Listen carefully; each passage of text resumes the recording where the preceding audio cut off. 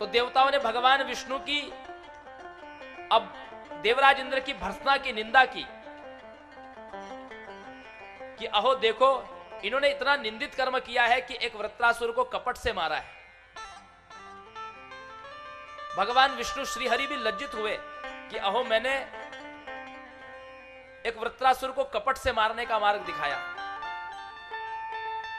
उसी समय भगवती की प्रेरणा से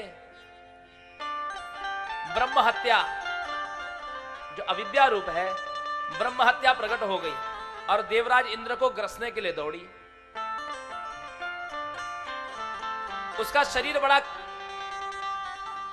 विकराल था, बड़े बड़े उसके नाखून, पीले पीले गंदे उसके दांत, उस ब्रह्म हत्या के आंखों में करदम लगा था, कीचड़ लगा हुआ था, उसके बाल जो थे रूखे थे और बिखरे हुए थे,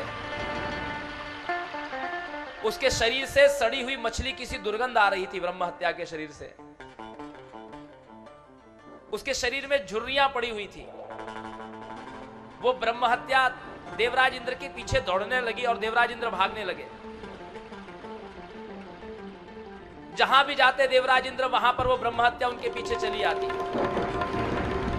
अंततः देवराज इंद्र मानसरोवर में एक कमल खिला था, उस कमल के नाल के भीतर सूक्ष्म रूप से प्रविष्ट हो गए।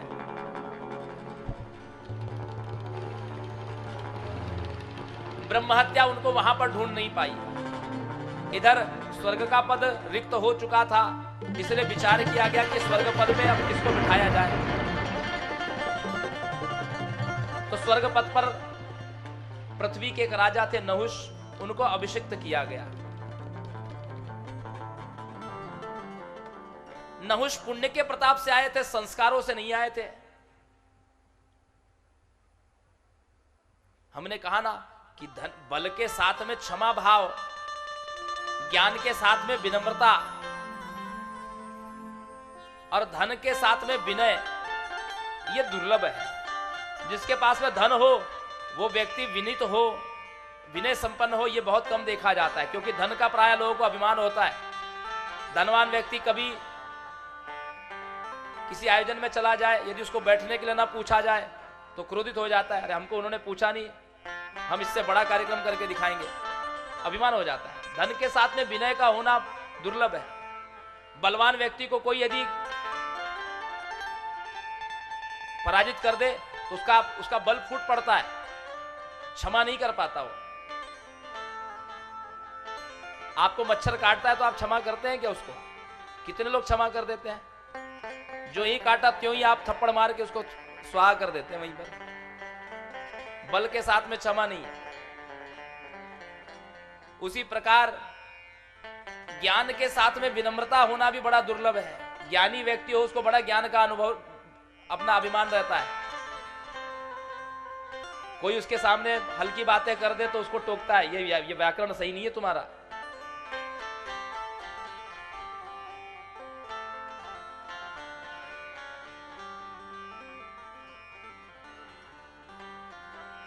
तो नहुष असंस्कृत था।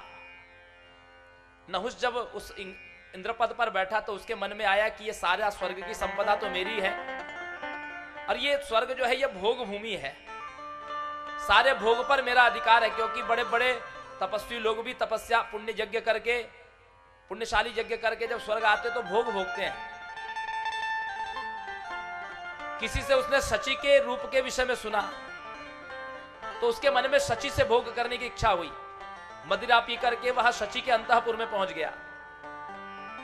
शची उस स्थान को छोड़ करके बृहस्पति की शरण में गई। बृहस्पति ने उसको भगवती की आराधना करने के लिए बताया।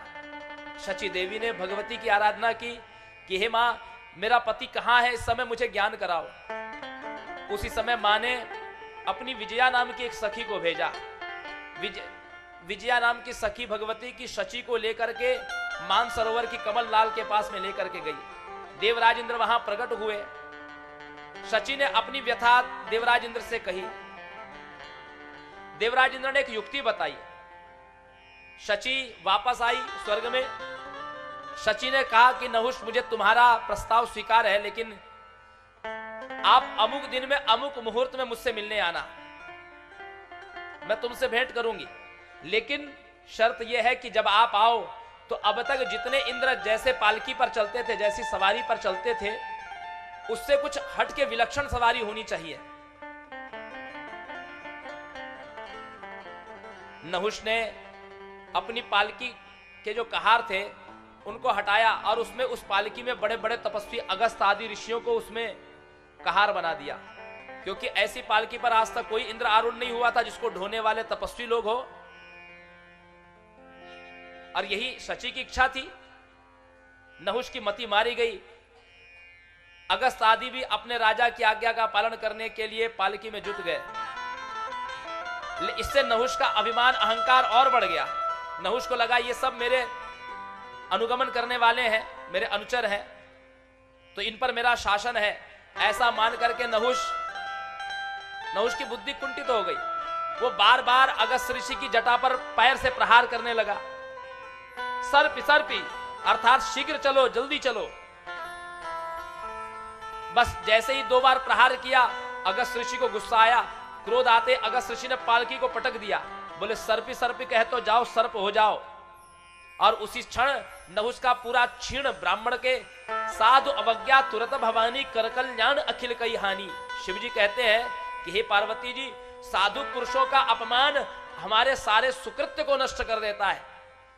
शतक्रतु जो होता है वह इंद्र बनता है। जो 100 अश्वमेध यज्ञ करने वाला है उसको इंद्र का पद मिलता है, और केवल ब्राह्मण के मस्तक पर चरण का प्रहार करने से उसके 100 यज्ञों का फल नष्ट हो गया और सर्प बनकर के पृथ्वी पर गिर पड़ा।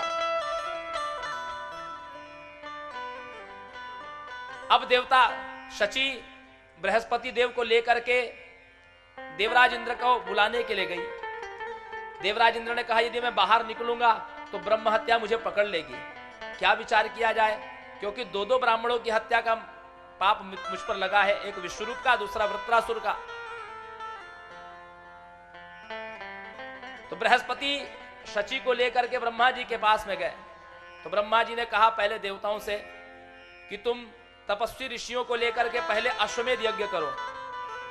अश्वमेध यज्ञ से एक ब्रह्म हत्या का दोष समाप्त हो जाएगा,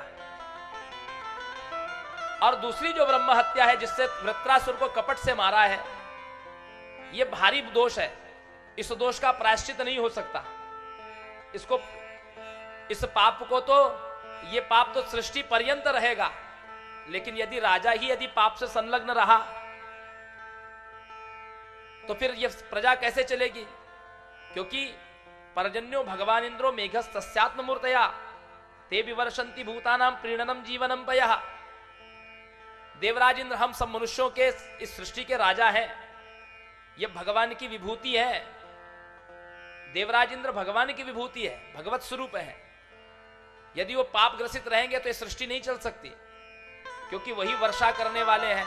सारे देवता उनकी आज्ञा का पालन करते हैं। हमारे शरीर में भी एक अंग में देवता देवराज इंद्र का वास है, प्रत्येक प्राणी के शरीर में भी। इसलिए ब्रह्मा जी ने विधान यह किया कि वृत्रासुर का जो ब्रह्म हत्या का जो पाप है उसको 4 भागों में विभाजित कर दिया। पहला भाग पृथ्वी को दे दिया कि पृथ्वी इस पाप को भोगे। तो ब्रह्म हत्या का पाप पृथ्वी भोगती है साल में एक बार 3 दिन के लिए, जब पृथ्वी अंबुवाची होती है, पृथ्वी रजस्वला होती है। उस समय जब पृथ्वी अंबुवाची होती है तो पृथ्वी पर कोई भी निर्माण कार्य नहीं होता, खनन कार्य नहीं होता। पृथ्वी को उस समय खोदना नहीं चाहिए, कोई भी गृहारंभ आदि ये कार्य नहीं करना चाहिए। प्रायः ये जून महीने में आता है, 24, 25, 26 जून को। ये पृथ्वी उस समय अंबुवाची होती है। दूसरी ब्रह्म हत्या दे दी है वृक्षों को। दूसरा अंश जो वृक्षों में गोंद निकलता है, यह भी ब्रह्म हत्या का स्वरूप माना गया है। इसीलिए जब भी कोई व्रत अनुष्ठान किया जाता है उस समय गोंद का सेवन वर्जित होता है। यद्यपि लोग गोंद के लड्डू आदि खाते हैं, पौष्टिक कर्म में तो उसका महत्व है, लेकिन उसको खाने के बाद में दोष लगता है।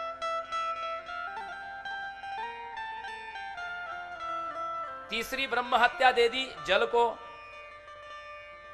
तो जल में जो फेन होता है वह ब्रह्म हत्या का स्वरूप माना गया है। इसीलिए जब भी किसी सरोवर से आप जल लेते हैं, जब भी आप नदी में प्रवेश करते हैं तो कैसे करते हैं? जल को अपने हाथों से हटाते हैं, फिर आगे बढ़ते हैं। जब भी कुएं में से आप जल खींचते हैं तो पहले 2-4 बार बाल्टी को पटकते हैं, ऊपर का जल राशि हट जाती है, तब आप जल को खींचते हैं। जब भी कहीं से आप जल, ठहरा हुआ जल जब भी पीते हैं तो पहले उसको जल को हटाते हैं और उसके बाद में पान करते हैं। जल में जो फिन राशि होती है वो ब्रह्म हत्या स्वरूप है।